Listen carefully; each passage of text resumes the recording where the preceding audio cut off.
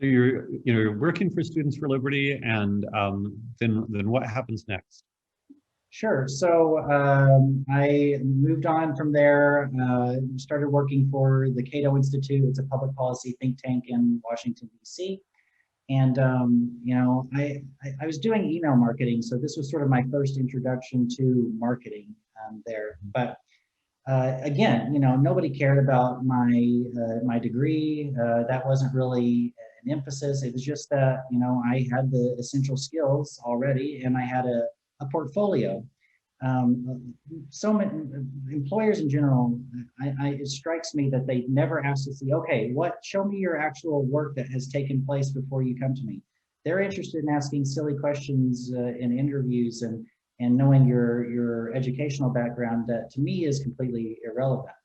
But I was working at the Cato Institute, but I did that until I was about 25. I was highly invested in politics until I was about 25. And it sort of struck me one day that I was super dissatisfied with nonprofits in general. And the upward trajectory of my life just wasn't there. I didn't feel like I was creating value. I never really liked that, my salary was reliant on donors. I always wanted customers, right? People who valued a good or service. And most importantly, I was just bored at nonprofits. So it was at that point that I shifted to startups. Mm-hmm. So my first job at a startup actually was at a company called Postmates. It's an on-demand delivery service. And so I was the operations manager in the Washington, D.C. area. Mm-hmm. And so I did that for about 9 months, really enjoyed it. It was, very dynamic and I was learning a lot and getting a real feel for startup life, right?